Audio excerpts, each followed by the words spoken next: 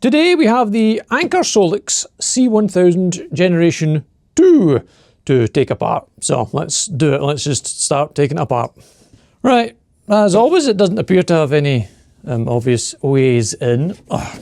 It does have these plastic, fake looking hex fastenings on both sides. I don't know why, they look like they're absolutely moulded in. We will do what we normally do and start by peeling the feet off. Where is a pudger thing? Spudger.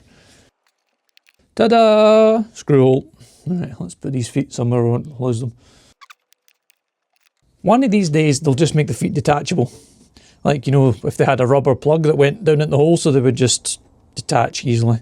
That would make life so much easier.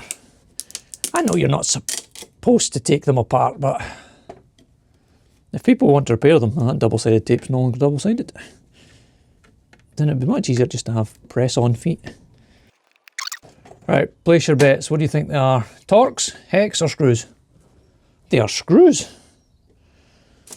Can I get my big screwdriver down in there? This should be fine.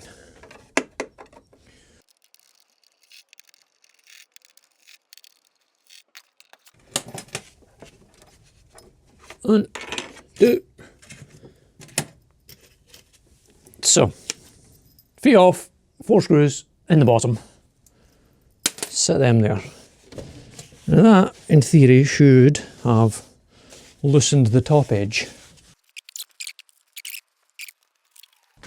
We'll just go straight to violence. Like that. Straight to violence. Boop. Bash the mallet. Tops off. That's how it should be. Nice and simple to get inside.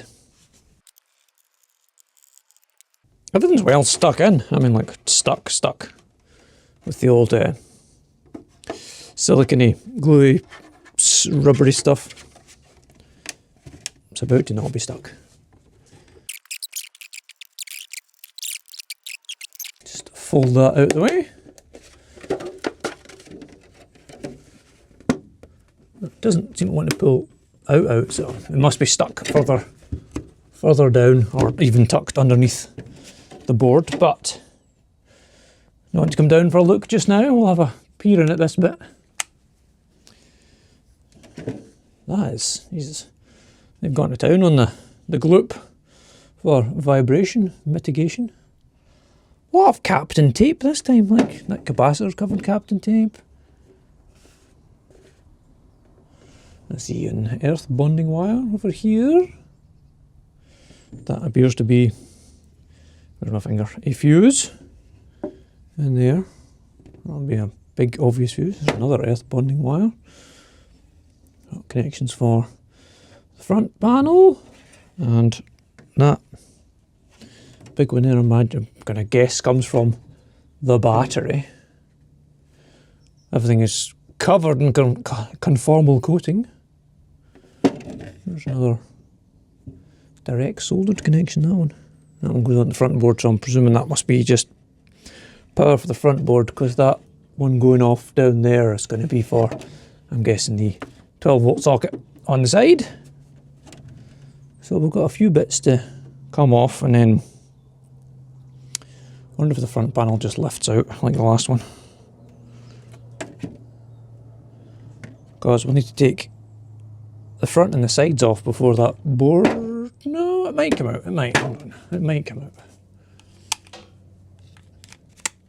I was thinking I might have to take these sides off to get the board out, but I think it might do a that. Depends how well. What is holding that in? Right, that side's one piece. But is that vent 2 pieces or 1 piece? No, it's just one as well. Right, okay, well then, let's just start taking screws out and unplugging things. Now, will we unplug from the board or from the panel? I think we'll go.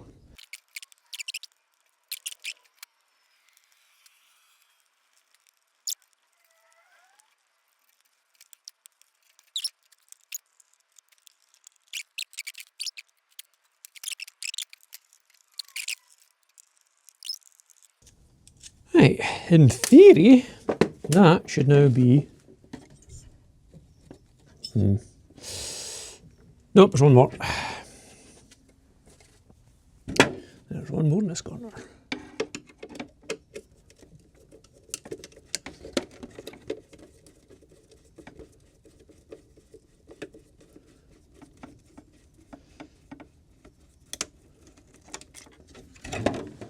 Okay. See previous statement. Now we should be, yes, we are loose. Right, that's all unplugged. That's got a cable tie holding it together. Let's chop that. Alright, now that's loose from there. You're not attached.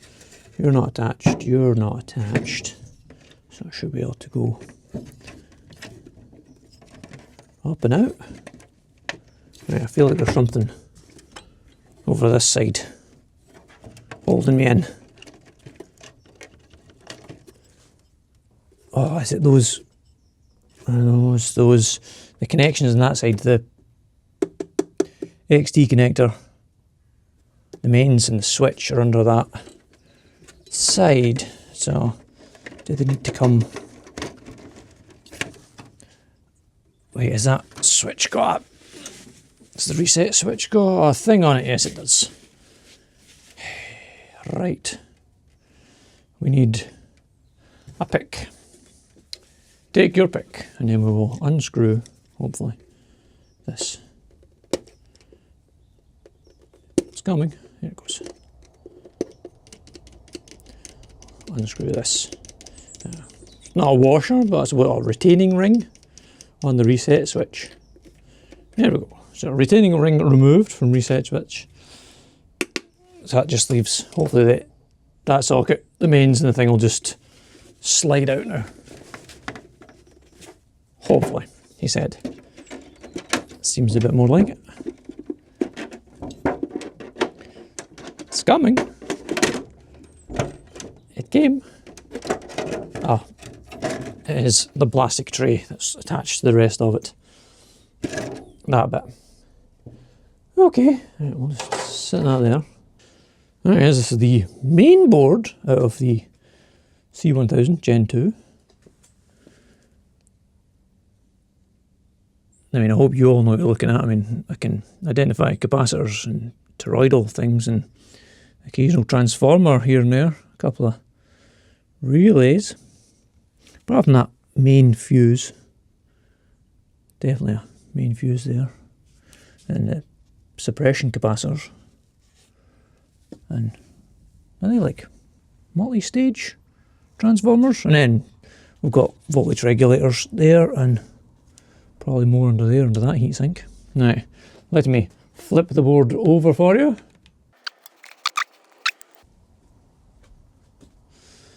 Okay, I'm going to go for a detail slow sweep here. Just for the curious.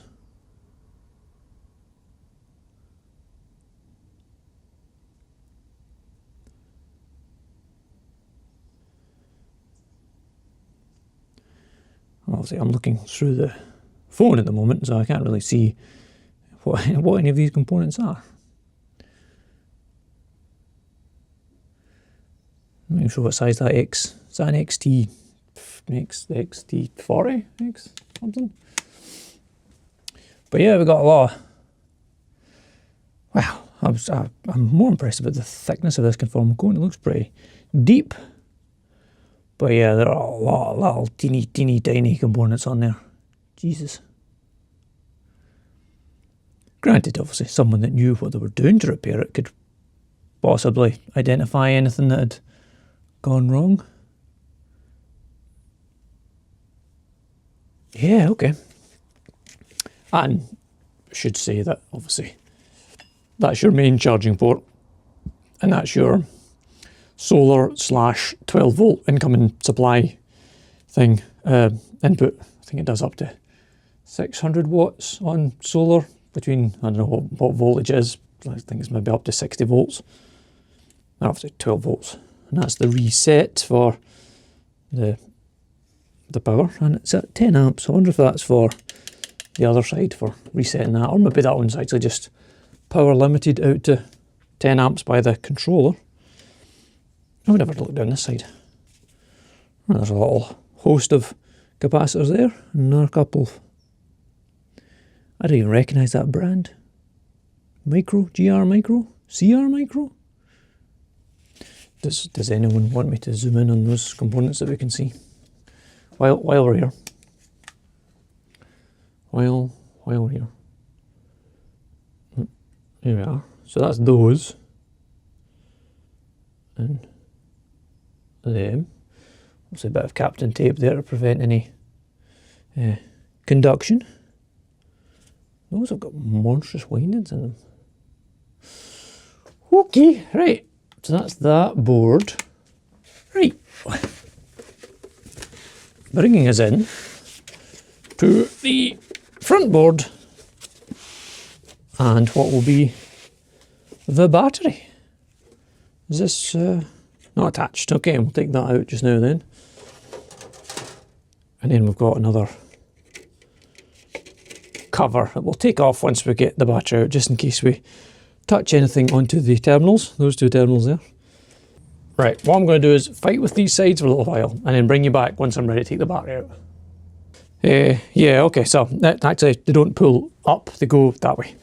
I just pushed on it and it clicked out of place. Well, this side did. Like that. This side's a bit more stubborn. Wow. I mean, they've actually just pushed out.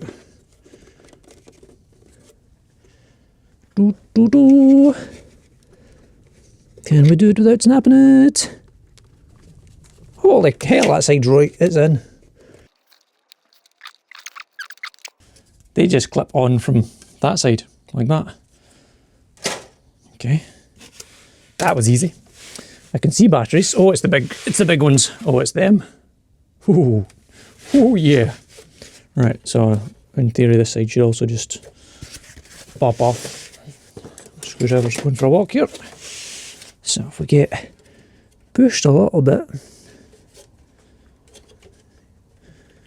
I just need a little hole. That's us. It's not getting lighter, this. There, and that gets that side, or nearly all the way off. There is.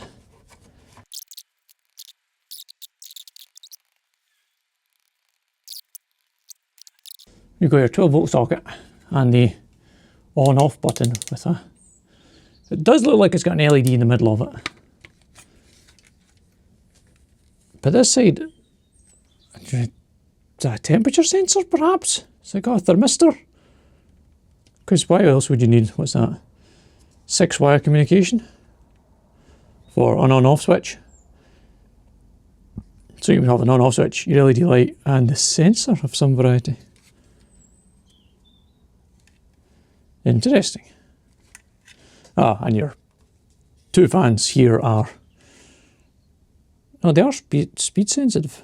They've got a speed sensor as well. Nice. Ever cool.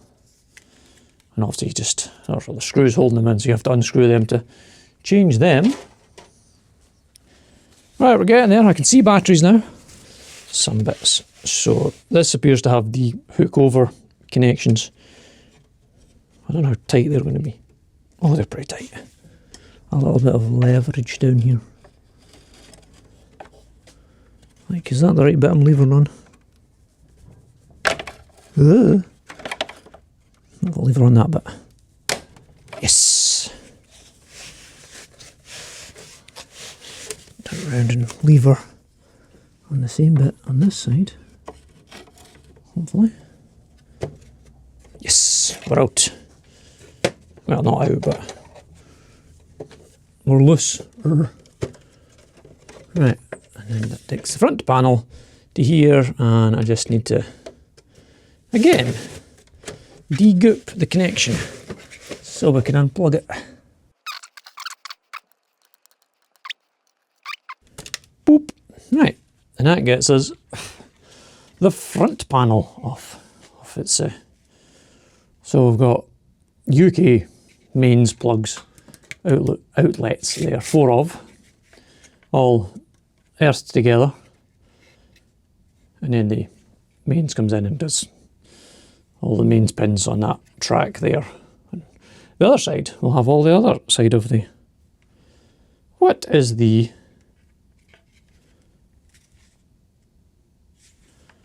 There is... How... Okay, right. What is that connection? Where is this line here going up to this sensor here? Is that a load sensor? Is that where it's... Is that actually where it's detecting load from? I don't know how you would get that off of there. It appears to be... Like there's no screws. Would you have to try and unclip all of them? Or unsolder them all? Because all those tabs are through soldered. That's a bit annoying. How would you change the... Because the plug fronts come in that way and clip. Well, that's... We'll just have to assume that's how they're current sensing from using that connection. And then everything else is control and whatnot.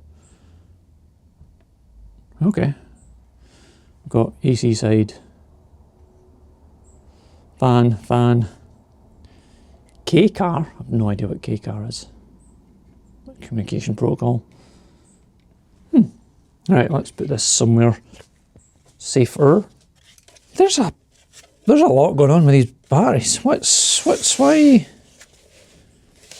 Right, that connected to the front panel, so we'll just presume that's communication for talking to the BMS. Let's now take this plastic.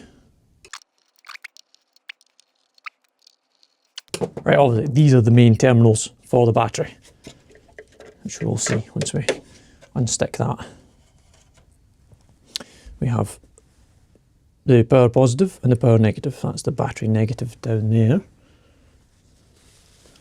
Couple of three 50 amp fuses or fusible links. Not going to pick off that one. That one looks like it'll come out okay. But why would we need to? I mean, why are there so many? There's not that many cells. Why would we need so many balancing wires? That is a lot of balancing wires for... I mean, it doesn't look like there's that many cells. I bought a new set of GIS tipped screwdrivers, and they're fantastic for taking these screws out. You can feel them actually biting in as opposed to the Phillips trying to slip around. Like, this isn't magnetised, it's just holding on because it's the right size head for the screws for a change. Right, that should be all of them. Let's see if we can huckle this out of here.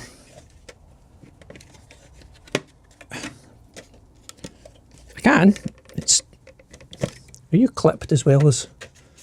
Try not to lift it on a... It's tight. There we go. Coming out. Get out of the way. Oh, and it's polycarbonate ABS. I don't know if you can see the... Where is it? There it is. Polycarbonate ABS. One piece, that bit, the whole base. And there my precariously balanced battery. We've got numbers, so I can see numbers. Hold on. Oh, that is a big number. Right, let me see if I can balance that and bring you down to stay. Am I going to stay? Stay. What is that number? I'm not even going to try and read it out. 20 amp hours, 64 watt hours. Be able to Google that and it'll tell you exactly what battery and chemistry that is. Probably the manufacturer, hopefully. Right, how many have we got? Let's set this on anything that's breakable. 1, 2, 3, 4, 5, 6, 7, 8, 9, 10, 11, 12, 13, 14, 15, 16 cells.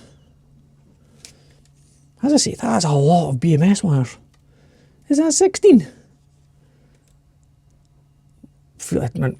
To my eyes, it looks like more than 16, but it's probably not.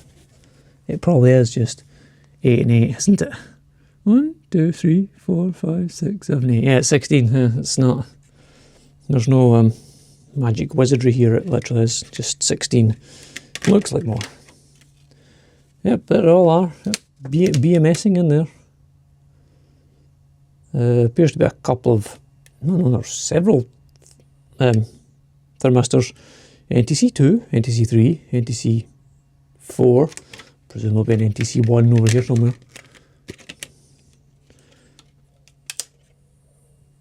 No, is that it? No, him in there? Yeah, that's him in there. Yeah, okay, so all temperature sensing. Battery. I always forget what size they are considered to be. Like, I don't know, like 18650s, because that's just the little common size, but they're the big monstrous ones. That is our battery pack. Shall we see what voltages we've got? I did turn it on briefly just to make sure it was working, and the battery reported 20% charge on arrival. 20%. Boop, boop, boop. No, not amps. Let's just come out just a volts, please. Thanks. So at P negative and P positive, these two should be 0 at the moment. Or it's close to 0 because it's off. And the battery negative and battery positive, we've got 51.95 volts. Okay. Then between battery negative and positive, yeah, they should be, that's fine. Between positive and that. Yeah, okay, between battery positive and that. Lovely. Now we've got a half-ish voltage. But yeah, right, so let's just do one cell to cell while I can access. So just assume, I don't know what side's which, but just that bit in there. And there, so we've got 3.248 volts in that cell. And the one next to it is also 3.248 volts. It's 3.247 volts. So those two are still in balance. That's fine. I will, of course, charge it once I've put it all back together. But until then, right, yeah, well, okay. So that was the insides of the Anker C1000 Generation 2. Okay, that was the insides of the Anker C1000 Generation 2. If you have any comments, questions, anything like that, please leave them down below. I will try my very best to answer them. And as always, thanks for watching.